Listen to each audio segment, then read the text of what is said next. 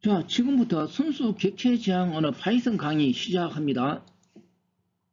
자, 이 파이썬 본격적으로 시작하기 전에 우리는 전산 공무원 시험을 준비하는 것이니까 과연 앞으로 파이썬이 전산 공무원 시험에 얼마나 출제될 것인가 살펴봅니다. 살펴보기 전에 현재 컴퓨터 인기 순위 가져왔습니다.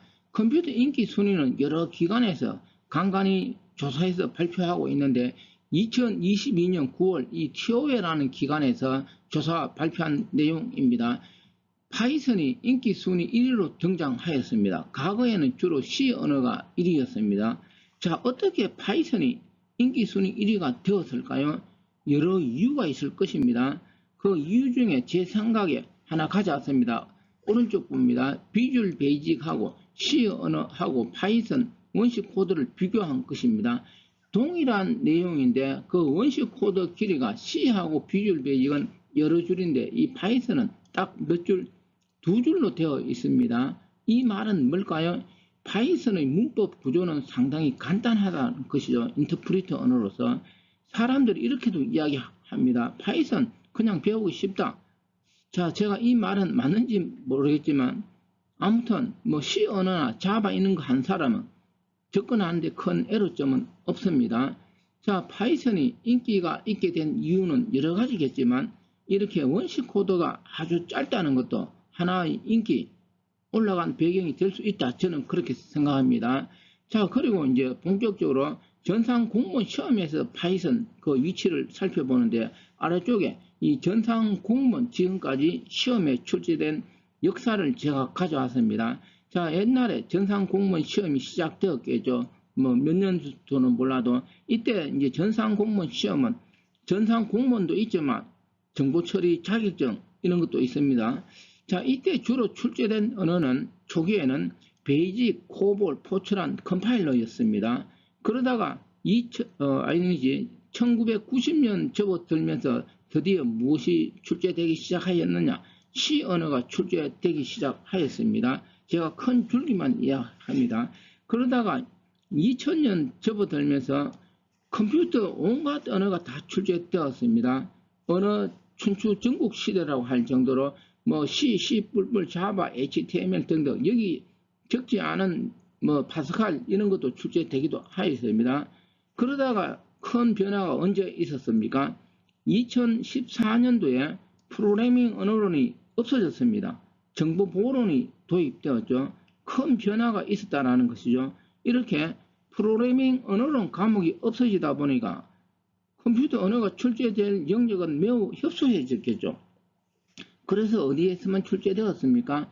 컴퓨터 일반에서 단지 많이 출제되어봤자 두세 문제, 뭐 가장 많이 출제되었을 때 네 문제까지 출제된 적이 있었을 뿐입니다. 이때는 주로 무엇이 출제되었느냐? C하고 자바가 출제되었습니다. 물론 이 당시도 뭐 다른 것도 간간히 출제되었죠. 근데 큰 줄기가 이렇다는 것입니다. 그러다가 2020년 접어들면서 드디어 파이썬이 약간 출제되기 시작하였습니다. 자, 지금 설명한 것이 전산 공무원에서 프로그래밍 언어가 출제되는 역사라고 볼 수 있습니다. 그런데 지금 이 내용은 크게 중요하지 않습니다. 왜 그럴까요? 지금 현재 컴퓨터 일반에서 프로그래밍 언어가 뭐 한두 개 출제되는 것은 무시해도 될 정도죠, 사실은. 그렇다면 뭐가 더 중요할까요? 프로그래밍 언어는 컴퓨터 일반에 국한되지 않고 모든 과목하고 연관을 가지죠. 예를 들어 볼까요? 정보보호론에서 시큐어 코딩이 출제됩니다. 그 시큐어 코딩이 뭘까요? 프로그래밍 언어죠. 그리고 특히 전산 7급 이 소공은 뭘까요? 그 소공은 프로그래밍 언어하고 같은 것이죠. 예를 들어 소공에서 디자인 패턴, UML 이런 게 자바로 많이 출제되었습니다. 현재 출제되고 있고, 그런데 파이썬으로 출제되기 시작하였죠. 그러니까 전산 7급 준비하는 사람들은 파이썬을 꼭 공부를 해야 합니다. 더 이상 이야기하지 않겠습니다. 결론은 뭘까요? 전산 시험의 기본 토대는 무엇이 될 수 있느냐? 프로그래밍 언어가 되므로 프로그래밍 언어는 컴퓨터 일반에서 한두 문제 출제되는 것을 기준으로 공부하면 안 되고 전체적인 범위에서 정리하여야 합니다. 자, 그러면 이제 결론을 이야기합니다.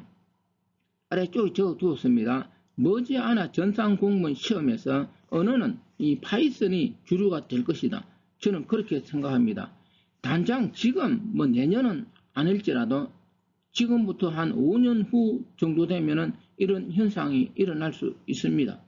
그래서 우리는 준비를 해야 하는 거죠. 그럼 어떻게 준비를 해야 될까요?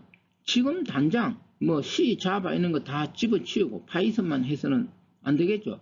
왜냐하면 지금은 파이썬이 주류가 아니니까 지금은 C, 자바 이런 걸 해야 되겠죠. 그리고 파이썬도 어느 정도 알아두어야 합니다. 해서 제가 현재 기준으로 파이썬 뭐 시험 연관되는 정도를 이번 강의에서 정리하고, 만약에 제가 앞으로 계속 강의를 하면은 파이썬이 본격적으로 시험에 주류가 되면은 그때는 파이썬을 더 깊이 있게 다루도록 해야 할 것입니다. 자, 이 파이썬 공부하기 전에 반드시 우선적으로 해야 할 것이 있죠. 뭘까요? 바로 파이썬을 컴퓨터에 설치하는 것입니다. 설치해서 직접 원시 코드 작성하고 실행하고 해야 합니다. 자, 그래서 이 파이썬 설치하면 파이썬도 지금 이 통합 개발 환경을 지원합니다. 설치하면 이런 화면이 나오는데 이 화면상에서 직접 A는 1, B는 2, C는 A 더하기 B, 프린트 C 이런 식으로 실행시켜 볼 수 있지만 이렇게 하면 불편하지 않습니까? 해서 파일을 생성하는 거죠. 생성된 파일에 원시 코드를 작성하면 됩니다. 학장명은 py로 하시기 바랍니다. 물론 학장명은 py로 하지 않아도 되는데 py로 하면은 편리합니다.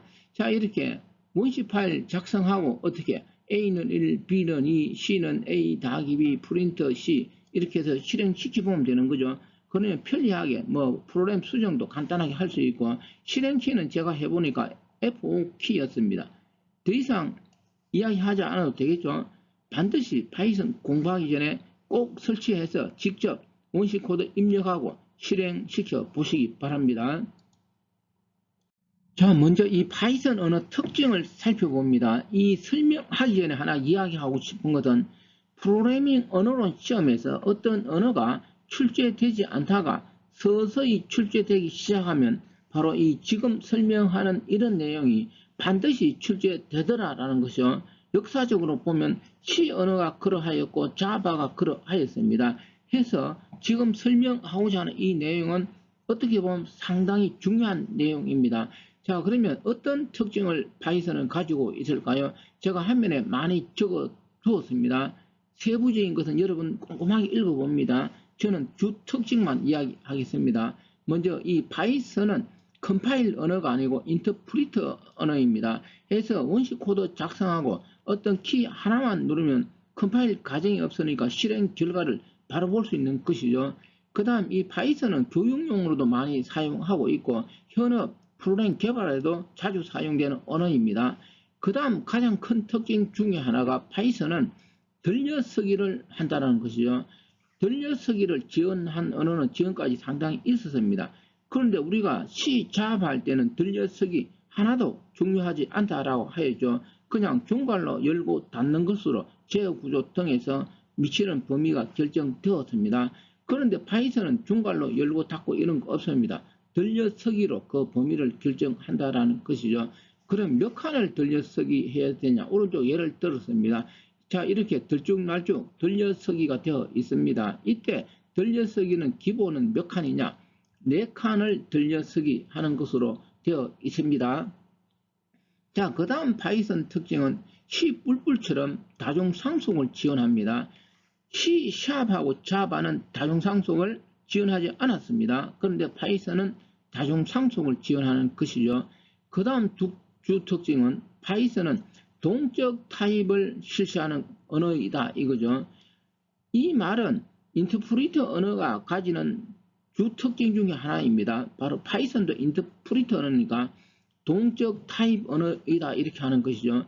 그러면 동적 타입 언어, 동적 타입 검사가 무슨 뜻일까요? 오른쪽에 예를 들었습니다. A는 100, A는 3.14 이렇게 적어 두었습니다. 파이썬은 C나 자바처럼 변수를 미리 선언하지 않고 바로 어떤 값을 대입하면 100은 정수죠. 그러면 이때 A는 정수형이 되는 것이죠. 그러다가 이 동일한 A에 3.14는 실수죠. 그러면 A의 자료형은 정수형에서 무엇으로? 실수형으로 바뀝니다. 실행 시간에. 우리가 이런 것을 동적 타입 언어 이렇게 이야기합니다. 그리고 파이썬은 순수 객체 지향 언어이다.